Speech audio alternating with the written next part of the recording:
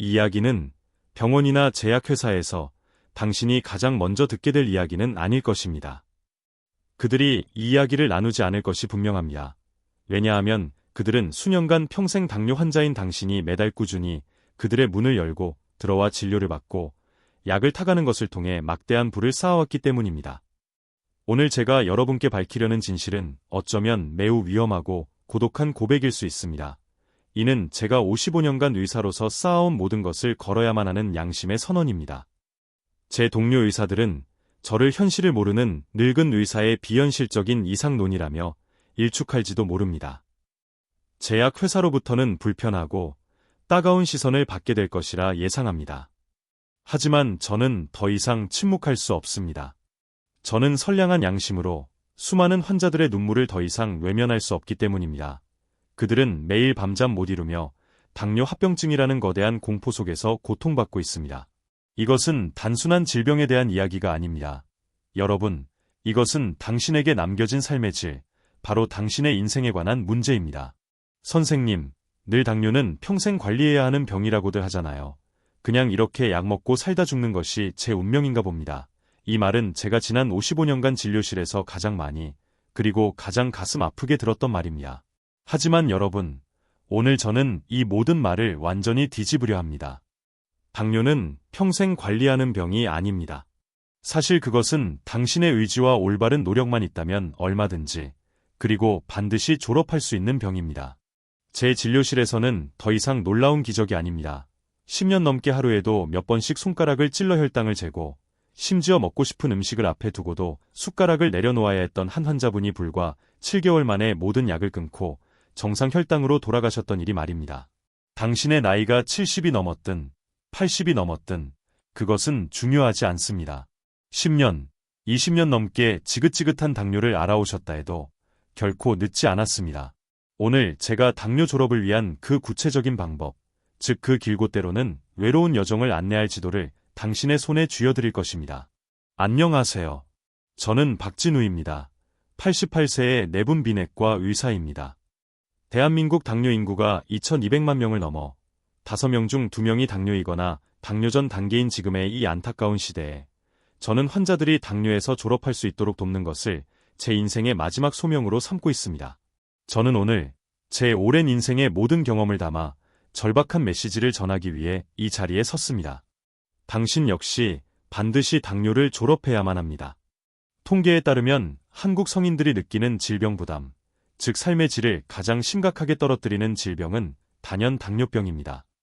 이 무거운 부담은 사람들이 하루 종일 무엇을 먹을지 걱정하고 혈당이 오를까 끊임없이 스트레스 받으며 그럼에도 불구하고 언제 닥쳐올지 모르는 끔찍한 합병증의 공포 속에서 살아가기 때문에 발생합니다. 우리는 정말 끔찍한 합병증들에 대해 이야기하고 있습니다. 예를 들어 말초 신경 손상으로 발을 절단하거나 신장 손상으로 평생 투석기계에 의지하거나 망막이 손상되어 사랑하는 사람들의 얼굴을 더 이상 볼 수 없게 되는 그런 일들 말입니다. 하지만 여러분, 제발 절망하지 마십시오. 우리는 놀랍게도 운이 좋습니다. 수많은 연구 결과가 단 한 번이라도 제대로 당뇨를 졸업하는 것만으로도 그러한 끔찍한 합병증의 위험을 거의 절반까지 줄일 수 있다는 것을 보여주고 있기 때문입니다.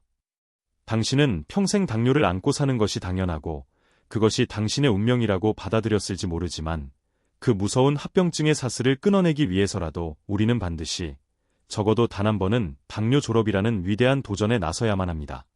제 이야기가 단 한 사람의 인생이라도 절망의 늪에서 구할 수 있다고 진정으로 믿으신다면 부디 구독과 좋아요로 이 외로운 외침에 힘을 실어주시기를 간절히 부탁드립니다. 저는 당신의 건강하고 존엄한 노년을 위해 저의 모든 것을 걸고 진심으로 응원합니다. 지금부터 저는 제 의사 인생 55년의 모든 경험과 지식을 걸고 깨달은 깊은 진실을 아주 자세히 말씀드리겠습니다. 당신도 분명 당뇨를 졸업할 수 있습니다. 한 문장도, 한 단어도 놓치지 마십시오. 오늘 이 이야기가 당신을 평생의 족쇄로부터 해방시켜 줄 열쇠가 될 것입니다. 만약 처음 오셨다면 제 메시지가 더 많은 사람에게 전달될 수 있도록 구독과 좋아요를 통해 도와주시길 바랍니다. 당신이 알아야 할 첫 번째 중요한 진실은 바로 이것입니다. 당신이 지난 몇 년간 병원에서 성적표처럼 받아들고 안도하거나 때로는 절망했던 그 당화혈색소 수치가 사실 당신 몸의 진실 중 절반만을 이야기해주고 있다는 충격적인 사실입니다. 대부분의 환자들은 이 하나의 당화혈색소 수치에 모든 희망과 두려움을 겁니다. 수치가 6.5% 미만으로 떨어지면 안도하며 아, 내가 관리를 잘하고 있구나 하고 생각합니다. 하지만 7%를 넘어서면 절망에 빠져 이제 분명히 합병증이 올 거야 하고 확신합니다. 그러나 저는 55년간 의사 생활을 하면서 당화혈색소 수치는 거의 완벽했지만 몇 년 뒤 심각한 합병증으로 다시 저를 찾아온 수많은 환자들을 직접 보아왔습니다. 그렇다면 이런 일이 발생하는 것일까요? 그것은 마치 이미 금이 가서 물이 뚝뚝 새는 항아리에 물을 채우려는 것과 같습니다. 위에서 더 많은 물을 더 세게 부어넣어 간신히 수위를 유지하는 것과 같은 이치입니다. 이 비유에서 당화혈색소는 그저 항아리 안의 수위일 뿐입니다. 그것만으로는 항아리 자체가 얼마나 손상되었는지는 전혀 보여주지 못합니다. 당신 몸의 진짜 상태, 즉 그 항아리가 얼마나 깨지고 금이 갔는지 진정으로 이해하기 위해서는 반드시 3가지 추가 검사를 통해 항아리의 상태를 완전히 평가해야 합니다. 첫 번째는 인슐린 저항성 검사입니다. 이 매우 중요한 검사는 당신 몸의 세포들이 마치 열쇠처럼 작동하는 인슐린에 얼마나 효과적으로 반응하는지를 평가합니다. 저항성이 높다는 것은 세포의 자물쇠가 녹슬어서 열쇠가 제대로 작동하지 않는 상태를 의미합니다. 두 번째는 인슐린 분비능 검사입니다.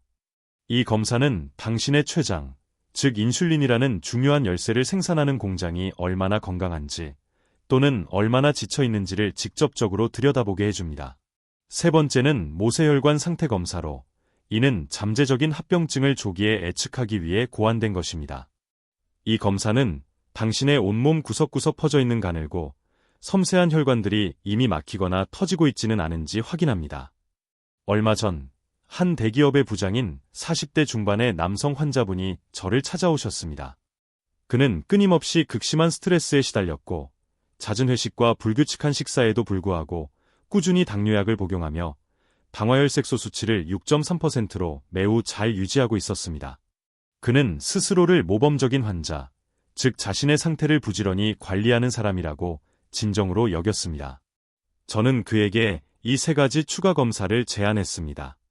그는 의아해하며 물었습니다. 원장님, 제 당화혈색소 수치는 좋은데 굳이 더 비싼 검사를 할 필요가 있을까요? 저는 그의 눈을 보며 진심으로 말했습니다. 김 부장님, 부장님께서 하시는 일에서도 보고서의 마지막 결론 숫자만 보시지는 않으시죠? 그 결론에 도달하기까지의 과정과 그 밑바탕이 되는 데이터가 훨씬 더 중요하지 않습니까? 우리 몸도 똑같은 원리로 작동합니다. 그는 마지못해 검사를 진행하는 것에 동의했습니다. 그리고 일주일 후 검사 결과를 받아본 그의 얼굴은 완전히 창백해져 있었습니다. 그의 당화혈색소는 분명 6.3%라는 좋은 수치였지만 그의 췌장은 정상인의 3배에 달하는 인슐린을 미친 듯이 뿜어내고 있었습니다. 그의 인슐린 저항성 수치는 최악이었고 모세혈관 검사에서는 이미 초기 망막병증의 징후까지 보였습니다. 겉으로 보기에는 완벽히 건강해 보였지만 그의 몸속은 이미 전쟁터였습니다. 그는 자신의 몸의 실제 상태를 진정으로 이해하고 나서야 모든 것을 근본적으로 바꾸기 시작했습니다. 그는 술자리를 줄이고 맵고 짠 음식을 식단에서 완전히 제외했습니다. 또한 매일 점심시간마다 회사 주변을 30분씩 꾸준히 걸었습니다. 저는 그의 인슐린 저항성의 주요 원인인 간 기능 저하와 지방간을 개선하는 치료에 집중했습니다. 그의 간이 점차 건강을 되찾자 그의 몸은 거의 마법처럼 훨씬 적은 양의 인슐린만으로도 혈당을 효율적으로 조절하기 시작했습니다. 불과 6개월 후 그는 당뇨약 복용량을 절반으로 줄일 수 있었습니다. 친구 여러분, 이것이 바로 근본적인 치료의 본질입니다. 그러니 부디 여러분 간절히 부탁드립니다. 그 하나의 숫자, 즉 당화혈색소라는 수치 뒤에 가려진 당신 몸의 진짜 상태를 들여다보십시오. 그 깊은 이해가 바로 당뇨에서 완전히 졸업하기 위한 흔들림 없는 첫걸음, 즉 견고한 토대가 될 것입니다. 당신이 반드시 알아야 할 두 번째 결정적인 진실은 이것입니다. 만약 당신이 다른 많은 사람들처럼 뚱뚱하지 않고 오히려 꽤 마른 체형인데도 혈당이 지속적으로 높다면 여기에는 분명히 다르고 특별한 이유가 있다는 것입니다. 이것이 바로 우리가 한국형 당뇨라고 부르는 것의 가장 큰 비밀이자 가장 비극적인 측면이며, 이는 서양인의 당뇨와 근본적으로 다른 조건입니다. 대부분의 사람들은 당뇨를 생각하면 기름진 음식을 많이 먹고 운동은 게을리하는, 배가 불룩 나온 비만 체형의 사람을 떠올립니다. 실제로 대다수의 서양 당뇨 환자들이 이러한 경우에 해당하며 그들에게는 체중 감량이 치료의 가장 중요한 핵심입니다. 하지만 한국의 당뇨 환자들 중 절반은 전혀 비만하지 않거나 오히려 저체중인 마른 당뇨 환자들입니다. 이러한 분들에게 서양식 치료법을 그대로 적용하여 살을 빼면 혈당이 좋아집니다라고 말하는 것은 불난 집에 기름을 붓는 것과 같은 애우 위험하고 무지한 처방입니다. 이 환자들은 이미 저를 찾아와 눈물을 글썽이며 고통을 호소합니다. 원장님, 저는 남들이 부러워하는 마른 체질인데 왜 제 혈당이 이 모양인지 도통 모르겠습니다. 밥 한 숟가락만 더 먹어도 혈당이 춤을 추니 먹는 것이 두렵습니다. 그렇다고 굶자니 여기서 살이 더 빠지면 정말 쓰러질 것 같아 이러지도 저러지도 못하겠습니다. 이러한 특정 환자들에게 무조건적인 체중 감량이나 지금 유행처럼 번지는 극단적인 탄수화물 제한 식단은 오히려 췌장 기능을 더욱 악화시키고 근육량을 소실시켜 몸을 되돌릴 수 없는 위험한 상태로 만드는 지름길이 될 수 있습니다. 여기에는 한국형 당뇨의 두 번째, 그리고 아마 더 근본적이고 슬픈 비밀이 숨어 있습니다. 우리는 유전적으로 서양인에 비해 췌장의 크기가 작고 그 기능 또한 선천적으로 약하게 타고났다는 사실입니다. 한 매우 유명한 연구 결과가 이 점을 명확히 보여주었습니다. 다른 모든 신체 조건이 동일한 한국인과 서양인을 비교했을 때 한국인의 췌장 크기는 평균적으로 무려 12%나 더 작았고 인슐린을 분비하는 능력은 놀랍게도 36.5%나 떨어졌습니다. 정말 믿을 수 없을 만큼 불공평하고 분통 터지는 일이 아닙니까? 우리는 비유하자면 태어날 때부터 소형차 수준의 작은 엔진을 가지고 태어난 셈입니다. 그런데 서양인들처럼 크고 무거운 트럭처럼 음식을 싣고 달리려 하니 우리의 작은 엔진은 금방 과열되고 고장 날 수밖에 없는 것입니다. 그 결과 서양인에 비해 훨씬 젊은 나이에도 훨씬 마른 체격으로도 당뇨에 걸리기가 훨씬 쉽습니다. 그리고 일단 당뇨가 발병하면 췌장이 더 빨리 지쳐버려 병세가 훨씬 빠르게 악화되곤 합니다. 저는 제가 치료했던 한 60대 여성 환자분을 지금도 생생하게 기억합니다. 평생을 교직에 몸담아 아이들을 가르치다 정년퇴직하신 정말 우아하고 고운 분이셨습니다. 키는 160cm의 몸무게는 겨우 45kg이었습니다. 누가 보더라도 연약하고 가녀린 체격이었지만 그녀의 당화혈색소는 10%를 훌쩍 넘었고 그녀는 깊은 우울증과 절망감에 빠져 있었습니다. 젊은 시절부터 늘 소화가 잘 안 되고 손발이 차가웠던 자신의 체질을 끊임없이 원망하며 그녀는 더 이상 음식을 즐거움이 아닌 혈당을 치솟게 만드는 적으로 여기고 있었습니다. 저는 그녀의 치료 방향을 체중 감량이 아닌 오히려 췌장 기능 회복과 건강하게 체중을 늘리는 것에 전적으로 집중했습니다.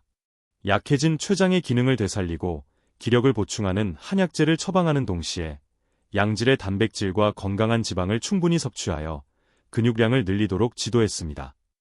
그녀가 음식을 더 이상 두려워하지 않고 먹는 즐거움을 다시 찾을 수 있도록 오랜 시간 상담하며 진심으로 마음을 어루만져 주었습니다. 그 결과는 그야말로 기적과도 같았습니다.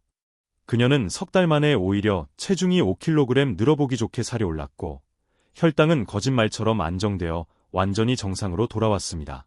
마지막 진료를 마치고 나가시던 날 그녀는 제게 수줍게 미소 지으며 말했습니다. 원장님, 저 지난 주말에 30년 만에 처음으로 빵집에 가서 맘껏 빵을 먹었습니다. 혈당도 괜찮았어. 이제야 다시 살맛이 납니다. 그 순간의 벅찬 감격은 아마 평생 잊지 못할 것입니다. 약해진 췌장을 회복시키는 것, 그것이 바로 한국형 당뇨 치료의 진정한 핵심입니다. 집에서 쉽게 실천할 수 있는 방법들도 있습니다. 평소에 구부정한 등을 의식적으로 곱게 펴는 것만으로도 췌장이 위치한 등 쪽 흉추치, 8번 주변의 압박을 줄여 혈액순환을 돕습니다. 또 다른 아주 좋은 방법으로는 예로부터 기력을 보하고 췌장 세포 회복에 도움이 된다고 알려진 황기라는 약재를 구해서 차로 연하게 끓여 물처럼 수시로 드시는 것입니다. 이 중요한 점을 항상 기억하십시오. 만약 당신이 마른 당뇨 환자라면 당신의 치료법은 서양인과 달라야 합니다. 당신은 살을 빼야 한다는 낡고 위험한 고정관념에서 과감히 벗어나야 합니다.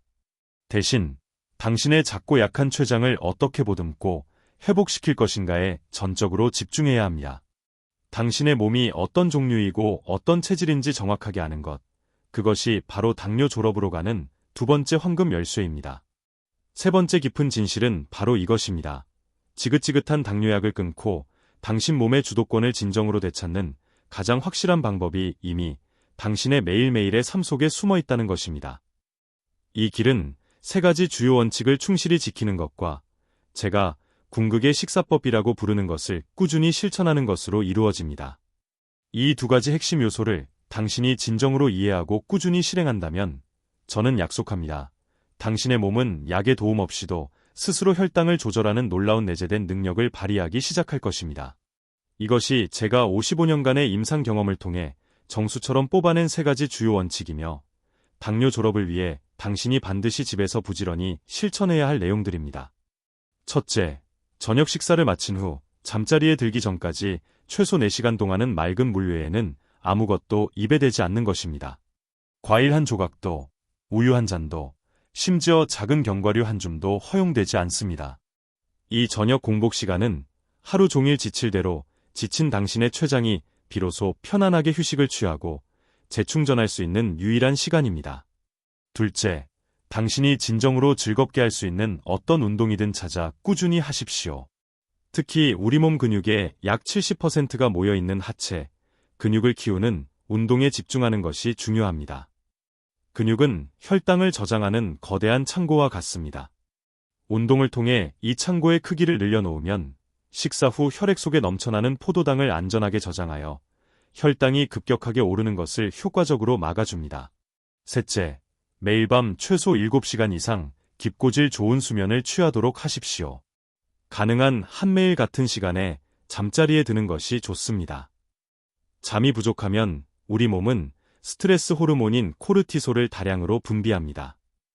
이 코르티솔은 간에서 포도당을 뿜어내게 만들어 다음날 아침 공복 혈당을 급격히 치솟게 하는 주범이 됩니다. 이 세 가지 원칙을 효과적으로 실천하고 무엇보다 당신 스스로 몸의 변화를 확인하기 위한 아주 훌륭한 도구가 있습니다. 바로 각 가정마다 하나씩은 있을 법한 탁상 달력입니다. 저는 모든 환자들에게 매일 아침 눈을 뜨자마자 공복 혈당을 재서 이 달력에 직접 그 숫자를 적게 합니다. 그리고 그날 혈당이 유난히 높거나 낮은 날에는 어제의 하루를 곰곰이 되짚어보며 그 옆에 작은 글씨로 그 이유가 무엇일지 메모하게 합니다. 예를 들어 삼겹살의 소주, 11시 취침 후 185분, 혹은 저녁 6시 식사 후 4시간 공복, 8시 반에 30분 산책, 10시 취침 후 115분 이런 식으로 말입니다. 이것이 바로 공복 혈당 달력입니다. 당신이 이 기록을 단 몇 달만 꾸준히 유지한다면 당신은 어떤 명의보다도 당신의 몸에 대해 훨씬 더 잘 아는 최고의 주치의가 될 수 있습니다. 왜냐하면 당신은 무엇을 먹고 언제 자고 어떤 활동을 했을 때 당신의 몸이 어떻게 반응하는지를 명확한 데이터로 파악하게 될 것이기 때문입니다. 그리고 당신의 식사 방법에 대한 아주 간단하지만 엄청나게 강력한 궁극의 팁이 있습니다. 저는 이것을 거꾸로 식사법이라고 부르며 혈당 스파이크를 막는 가장 쉬운 방법입니다. 식사를 할 때 밥이나 면과 같은 탄수화물부터 드시지 마십시오. 식탁에 앉으면 가장 먼저 나물이나 샐러드 같은 채소를 충분히 드십시오. 이 식이섬유가 먼저 위장에 들어가 방어막을 쳐줄 것입니다. 그 다음으로는 두부, 생선, 고기, 달걀과 같은 단백질 반찬을 드십시오. 마지막으로 가장 나중에 밥을 평소의 절반만 아주 천천히 드시는 겁니다. 이 순서만 지켜도 혈당이 급격히 치솟는 것을 효과적으로 막을 수 있습니다. 운동 역시 어렵고 고통스러울 필요가 전혀 없습니다.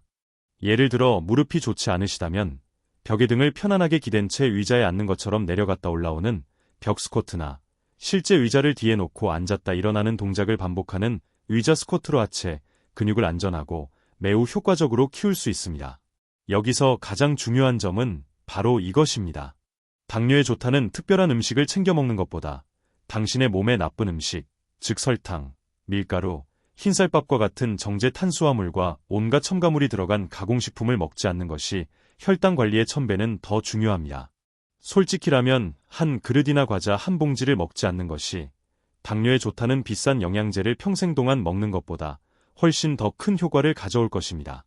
그러니 부디 오늘부터 이 3가지 주요 원칙과 거꾸로 식사법, 이 4가지만 꾸준히 실천해 보십시오. 당신의 몸은 약이라는 외부의 도움 없이도 스스로 혈당을 조절하는 놀라운 내재된 힘을 천천히, 그러나 아주 분명하게 보여주기 시작할 것입니다.